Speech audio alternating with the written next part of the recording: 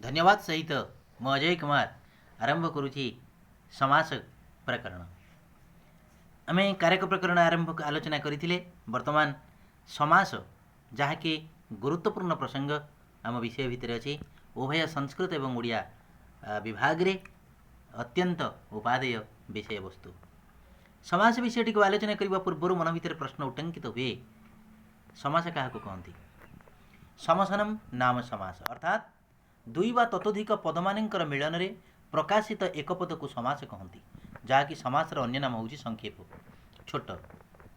तेणु दुई बा ततोधिक पद मानकर मिलन रे प्रकाशित एक पद को समास कहती। यथा वीणा पानी रे जार से वीणा पानी, यहाँ है गोटे बड़ वाक्य, यहाँ है गोटे वाक्य, ये है गोटे पद। तेणु वीणा पानी रे एठी है एक दुई तीन चारोटी पद अच्छी ये वाक्य पद। तेणु ये है समास अर्थात संक्षेपकरण करागला। एक दुई तीन चारोटी पद को मिसई आमे गोटे पद कहले अर्थ एका आसला। जहाँ वीणा पानी रे जार से कहवा, जहाँ वीणा पानी कहवा हूँ से समास माने संक्षेप। आमे भी कथबार्ता प्रसंग में कहते संक्षेप आलोचना करने दरकार, समास उपस्थापन करने दरकार। अर्थात वीणा पानी रे जहाँ से चारोटी पद को आम एक पद प्रकाश कले, दुई बा ततोधिक पद मानकर मिलन है एक पद है, अर्थ आसला, या समास कहले। समास विपरीतार्थबोधक शब्द है व्यास। व्यास माने बड़, जदि तो समासर अर्थ है संक्षेप, तार विपरीत शब्द कौन हम? बड़, विक्षिप्त, व्यास। तेणु या कहती व्यास, या कहती समास। एवं आम जाणीगले समास क्या कहती, व्यास क्या कहती। समास है दुई बा ततोधिक पद मानकर मिलन, व्यास है गोटे पद को दुई बा ततोधिक पदरे व्यवहार करवा, अर्थर कौन परिवर्तन घटव नहीं। यथा पीत अंबर जार से पीतांबर, सुनारे तैयारी मुदी सुना मुदी, ये भी मध्य ओडिया रे, ये भी मध्य संस्कृत रे एका जिनिस मूल है संस्कृत। तेणु ये समास को कौ समास को दुई बा ततोधिक पद मानकर मिलन रे प्रकाशित एक पद को जो समास होउची ताकू मुख्यतः चारि भाग रे विभक्त कला। केते भाग रे विभक्त कला? मुख्यतः चारि प्रकार। यथा अव्ययीभाव समास, तत्पुरुष समास, बहुब्रीहि समास, द्वंद्व समास। साधारणतः 6 प्रकार। यथा तत्पुरुषर भेद है कर्मधारय, कर्मधारयर भेद है दिगु।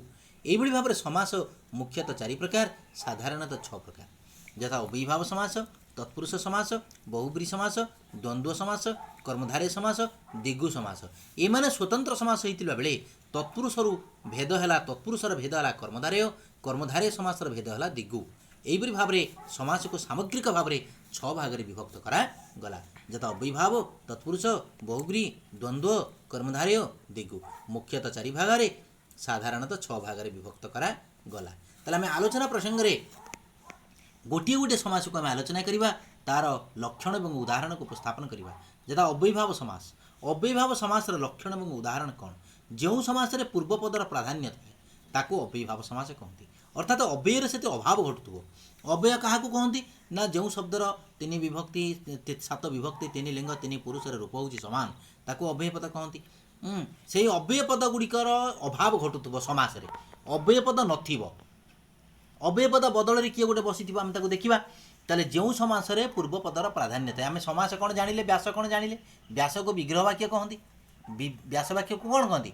विग्रह वाक्य कहती। यही विग्रह वाक्य बा व्यास वाक्य रे नथिबो, किंतु समास रे थिबो, पूर्व पदर प्राधान्य थिबो।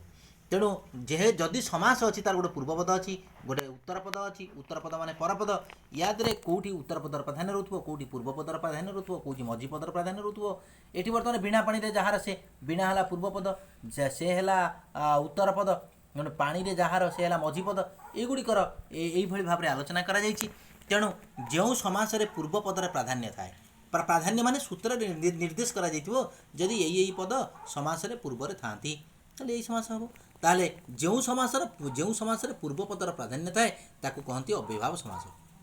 यथा कूलर निकट उपकूल, कूलस्य समीपम संस्कृत अच्छी, कूलस्य समीपम उपकूलम है। ये समीप अच्छी, यहाँ है विग्रह वाक्य, यहाँ है व्यास वाक्य, यहाँ है समास। तेणु समास रे किए अच्छी? उप अच्छी। उपटी अव्यय पद कि नुहे, तेणु उपकूलम। एवं पूर्वपदर प्राधान्य रहा, कहीं प्राधान्य रहा? नियम कर दिगला, समीप अव्यय पद जोगरे उप उपसर्ग आसब। तेणु उपटी वर्तमान समासर पूर्व रे अच्छी। यहाँ है कूल है परपद, यहाँ है पूर्वपद तेणु पूर्वपद प्राधान्य रहा। प्राधान्य केमिति रहा गोटे निर्देश करागला समीप अव्ययपद जोगरे उप उपसर्ग आसब। उपसर्ग कौन उपसर्ग गुड़िक धातुर पूर्वर बसवे कौन से शब्दर पूर्वर बसवे ताहार अर्थ को बलवत अन्य अर्थ प्रकाश करेंगे। उपसर्गेण धातु अर्थ बलादे नेत्रे नियत्रे प्रहार हार संहार विहार परिवारवत आम आगुरी जानी।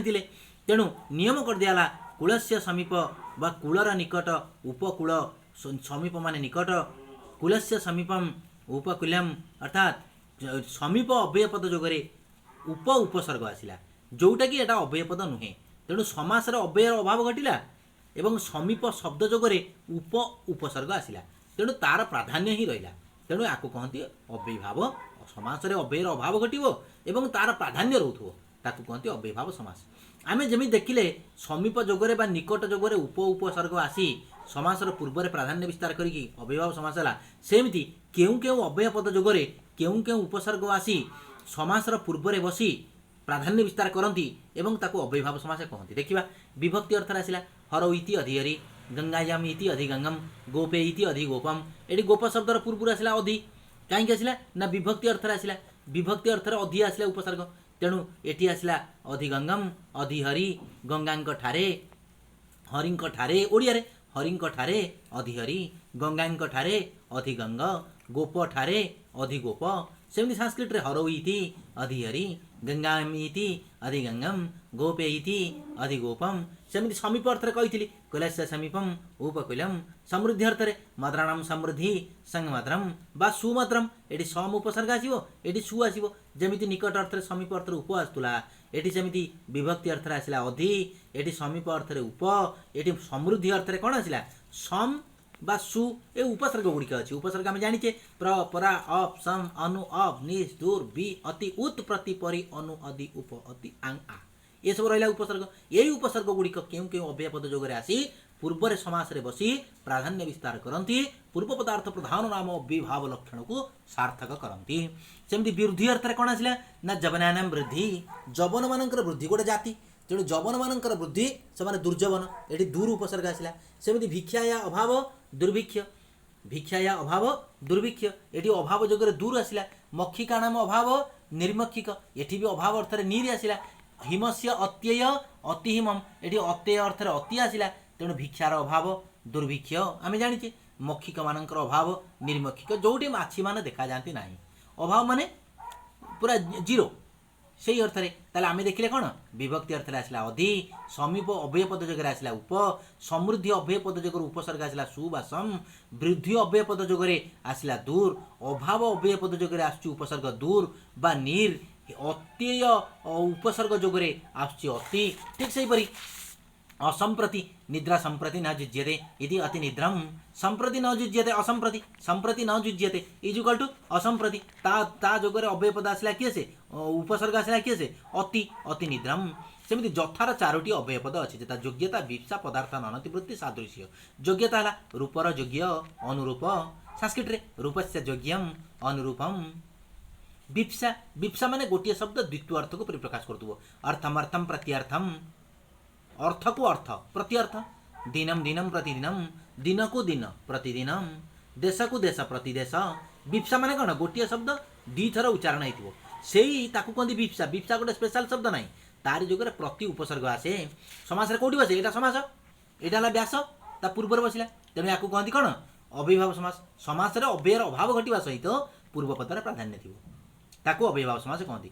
पदार्थान अनतिवृत्ति पदार्थ को अतिक्रम न करी सीमा जथा शक्ति को अतिक्रम न करी यथाशक्ति इच्छा को अतिक्रम न करी यथेच्छ इष्ट को अतिक्रम न करी यथेष्ट विधि को अतिक्रम न करी यथा विधि परीक्षा पड़ शक्ति को अतिक्रम न करी समान यथाशक्ति समास परीक्षा पड़ समास यथाशक्ति कब विग्रह वाक्य सहित समास नाम लिख आम लिखा शक्ति को अतिक्रम न करी संस्कृत रे शक्ति अनतिक्रम्य यथाशक्ति अव्ययभाव समास। ताले अनतिक्रम्य अर्थरे बा सीमा अर्थरे अव्ययपद क्या आसला उपसर्ग क्या आसला यथा।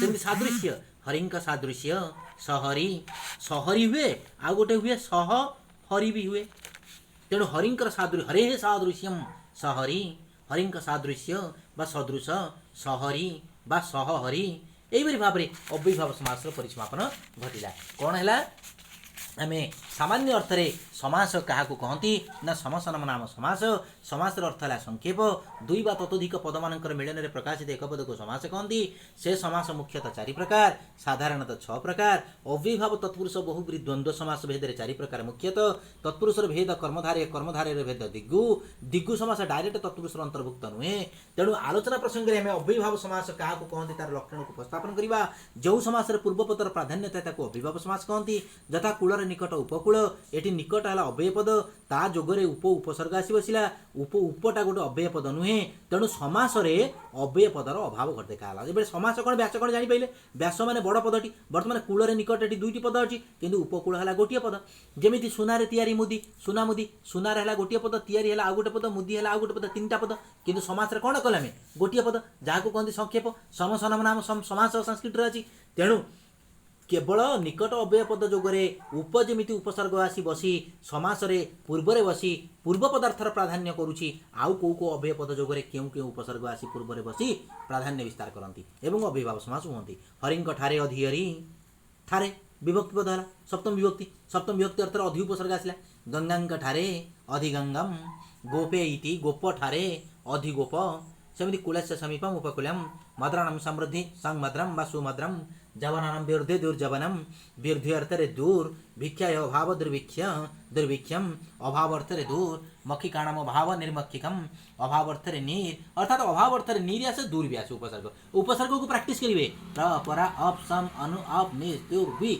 अति उत प्रति परि अनु अधि उप अति आंग आ बा आंग यही उपसर्ग गुड़ी 20टा जाक प्राक्टिस कले केउ केउ अव्यय पद जोगरे केउ केउ उपसर्ग आसी समास रे पूर्व रे बसी प्राधान्य विस्तार करी अव्ययभाव समास होती प्राक्टिस न कले किछि लाभ नाही तापरे अत्यय अव्यय पद जोगरे अति उपसर्ग आसे पुणी एठी असंप्रति निद्रा संप्रति न जुज्यते संप्रति न जुज्यते समान असंप्रति ता जोगरे अति आसला उपसर्ग आ जथा रहला 4टी अव्यय पद अच्छी जथा कहला माने 4टा जथा योग्यता विप्सा पदार्थ अनतिवृत्ति माने सीमा सादृश्य योग्यता है रूपर योग्य अनुरूप रूप से योग्यम अनुरूपम संस्कृत रे विप्सा है गोटे शब्द जदि 2 थर परिप्रकाश होता है विग्रह वाक्य जथा दिन को दिन प्रतिदिन अर्थ को अर्थ प्रत्यर्थ देश को देश प्रतिदेश गाँ को गाँ प्रति गाँ ठीक सही पदार्थ अनतिवृत्ति सीमा माने शक्ति को अतिक्रमण कर यथाशक्ति अनतिक्रम्य अर्थ अव्यय पद आसला कौन उपसर्ग आसला कौन